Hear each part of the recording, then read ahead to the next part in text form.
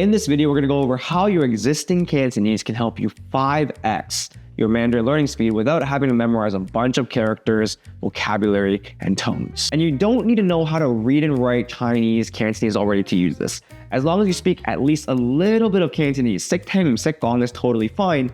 You can use your Cantonese to help you learn Mandarin faster and easier. But wait, aren't Cantonese and Mandarin different languages? Like when I was younger, my tutor told me not to use my Cantonese because it only makes things more confusing. And they were right. Using your Cantonese will mess you up if you don't know what you're doing.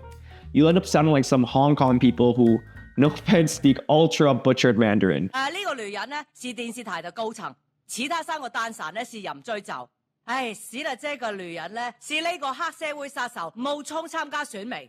對，謝謝幫忙，得閒飲茶，再見。But if you know the proper way to use your Cantonese to help you, then you'll learn much faster than with the basic tutors, classes, and apps that teach Mandarin in a way that, as we all know, is catered to Guailos. But to understand how using your Cantonese can help you learn faster, we have to understand how the traditional Guailo way kind of works. Let's look at the traditional Mandarin learning process. All right, this is what I call the Guailo way. Okay, so assuming you skip, all like the writing characters and all that stuff you did when you were Chinese school, the general structure goes like this. First, you have to learn the grammatical structure of Chinese Mandarin. Then you got to memorize that new grammatical structure. Then you got to learn new vocabulary words. You got to memorize the new vocabulary words. Then you got to learn new pronunciation. You got to memorize those tones. And then you finally get to apply that in practice. And then you repeat from the beginning when you learn a new structure. All right, that's the general kind of traditional, by the way, of learning language. Now, what happens if you use your Cantonese? If you use your Cantonese, you'll see it actually becomes a lot simpler. All you have to do is learn the word mapping between Cantonese and Mandarin, learn the tone mapping between Cantonese and Mandarin, and you just apply those lessons in practice, and you repeat from the beginning. Okay? So you'll see it's a lot simpler, and I'm going to show you exactly how that works right now. So first off, let's look at how we eliminate that first step, which is learning grammatical structure and memorizing new grammatical structure. So let's look at an example. Think of the sentence, I'm going to California next week. How would you say that in Mandarin? It's okay if you don't know. All right, I want you to think about how would you say it in Cantonese? And by the way, it's okay if you don't know the word for California in Cantonese. Just fill it in with English. 我下個禮拜要去 California. Or 我下個禮拜要去加州. So the word for California in Cantonese is 加州. Now, you might not be able to read Chinese yet, but what's interesting about this sentence is that it's actually the exact same sentence grammatically in Mandarin. The only difference is the pronunciation, but you see all the characters, they're the same. The exact same characters, word by word, in the exact same order. Because of the fact that you speak Cantonese, what that tells you is that you inherently knew the grammatical structure and order for Mandarin. You just didn't realize that it was the exact same. On the other hand, if you were learning the traditional way, like an English speaker, the Guailo way, you might notice that actually these structures are actually quite different, right? I'm going to California next week. You'll notice that the time next week is actually at the end of the sentence here. Whereas in Chinese, it goes, 我下個禮拜要去加州. The time goes after the subject, me. And so if you are going from the Guailo perspective, you actually have to learn a whole new grammatical structure when going to Mandarin, and you have to memorize that structure and learn how to apply it. Whereas because of the fact that you already speak Cantonese, all you got to do is make the sentence in Cantonese and then just speak to Mandarin.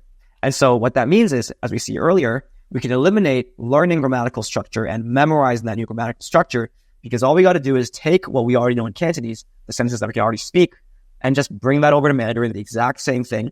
And then all you got to do now is just figure out, okay, how are these words pronounced? Because that's the only difference here. The difference is the pronunciation between Cantonese and Mandarin. So now another problem that a lot of traditional learners have when they're trying to learn the language is memorizing and learning all the different pronunciations for all the words, which can have them feel a little bit frustrated because when they don't memorize a word properly, they have absolutely no way to figure out how to say it. So now the way your Cantonese helps you with that is, let's take a look at the word ga for add. What does that become in Mandarin? It becomes the word jia. Ga becomes jia. Now let's look at another example. Let's take a look at the word ga for family. What does that become in Mandarin? You guessed it, jia. Now let's take a look at another word. How about the word ga, fong ga, so like for vacation? What do you think that becomes in Mandarin? You guessed it, jia. Noticing a trend here? It's because there is. Most of the time when you go from Cantonese to Mandarin, the GAA for ga becomes JIA in Mandarin, jia. And so what that means is actually if you use our initial mapping, word mapping chart that you get after this call, or you get after this kind of masterclass, I'll email it over to you. But you actually see that the Cantonese G becomes a Mandarin J about 80% of the time.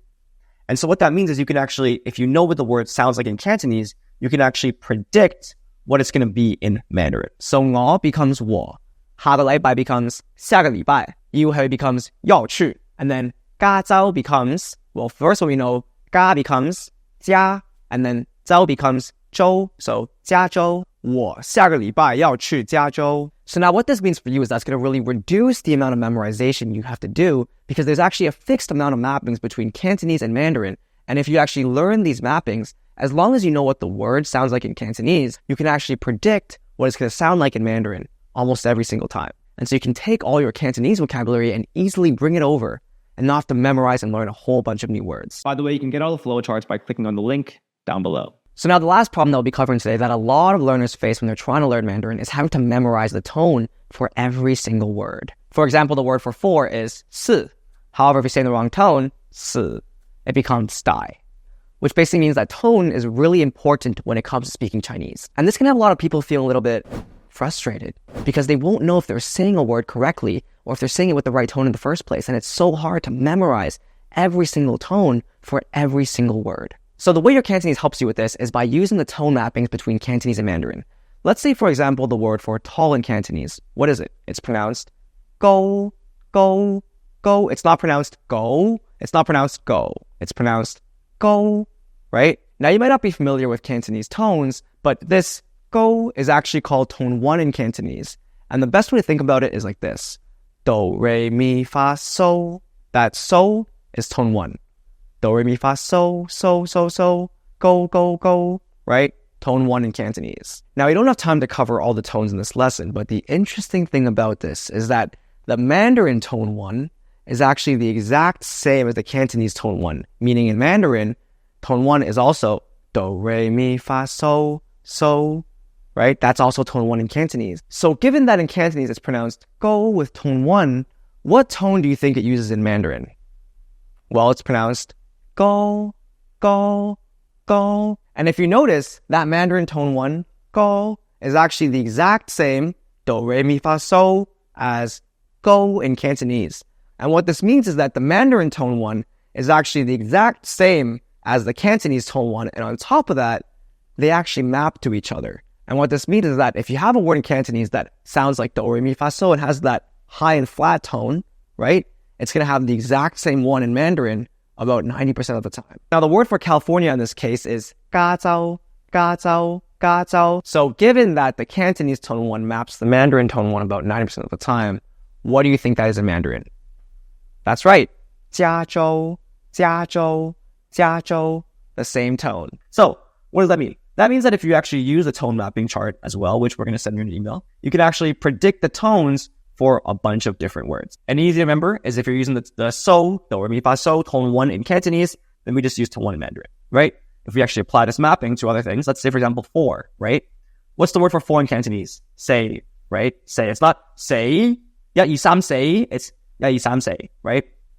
If your tone is flat in Cantonese, then we use tone 4 in Mandarin. So Cantonese, ya yi sam say, it's flat. Right? We don't say ya yi sam say, we don't say ya yi sam say, ya yi sam say, right?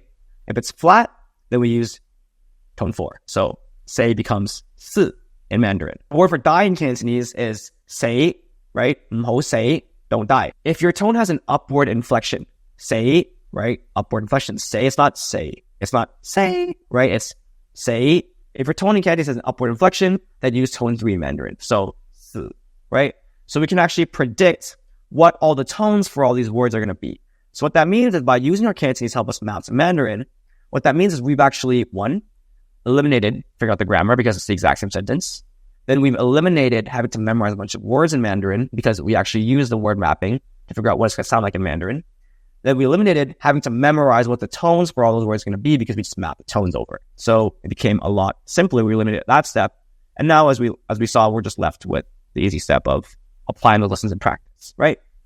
So I know you're thinking, be like, whoa, Sheldon, it's not that simple. I know, for example, that Mandarin and Cantonese use different words. The word for eat in Cantonese is sek fan, but Mandarin they use shi fan. How are you going to explain that, right? There's different characters here.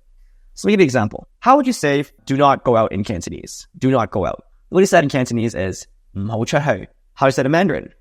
You might not know, but the way you say it in Mandarin is 不要出去,不要出去.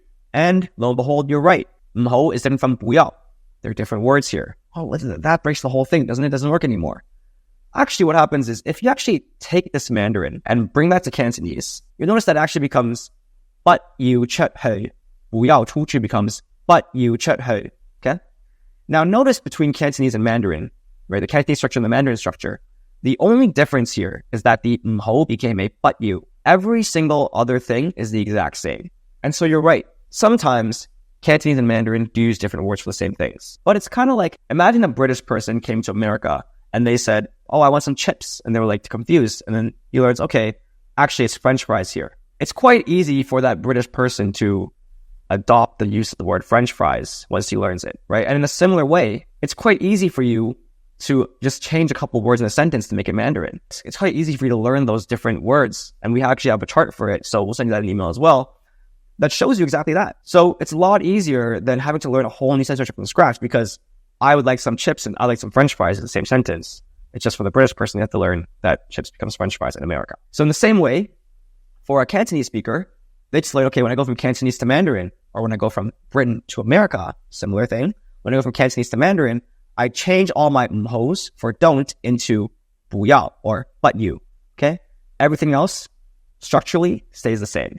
And so it's pretty straightforward, right? Change my 唔好 to 不要, and then in Mandarin say 不要. Now what happens is when you actually use this method, once the Cantonese speaker realizes that, okay, the word for don't in Mandarin is 不要, but everything else stays the same, they can take every single expression that they've ever used 唔好 for in Cantonese and bring that all to Mandarin right away. And so that's why it's kind of like you're unlocking the Mandarin you never knew you had, as opposed to learning a whole new language from scratch. It's like a Britain person, right? The minute they learn a couple of these American terms like French fries, Subway, it's not tube, it's Subway, right? The minute they learn that, they're fine because it's fundamentally the same language, just different pronunciation, different word selection for different words, okay?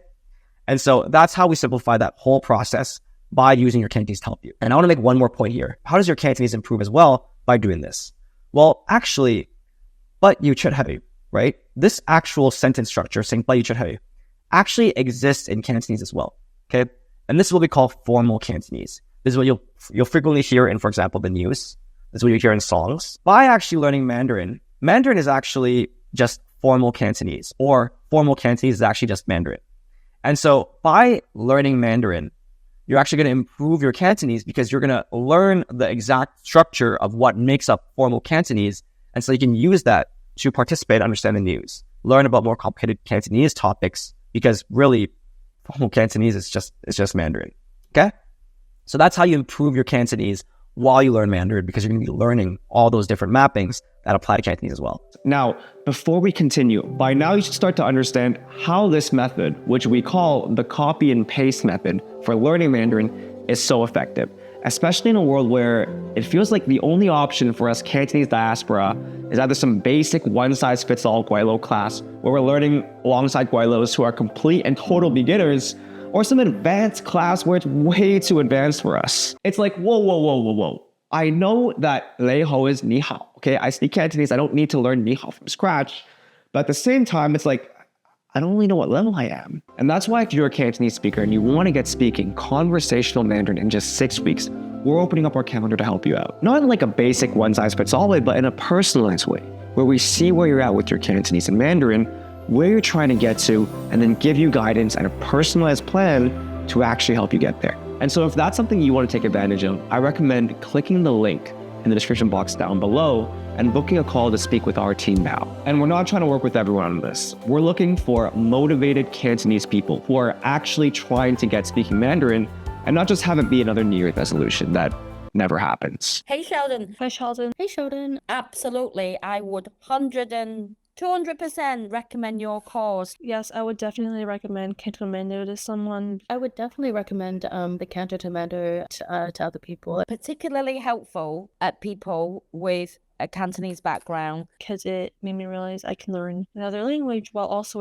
improving my current language, like Cantonese. I felt like this was the right resource for me to take the little Cantonese I had and catapult me into Mandarin proficiency. We will also be giving you a quick Cantonese assessment to gauge where you're at and see what type of help you actually need. This helps us personalize a plan that's specific to you and make sure that you're not doing things that are either way too basic or way too advanced. So look, you have no risk of simply going to the link below this video and booking a call with our team to see if or how we can help. Otherwise, if all that was helpful, then click here to watch a more in-depth video on how the tone mapping between Cantonese and Mandarin works. And click here to watch a more in-depth video on how the word mapping between Cantonese and Mandarin works as well.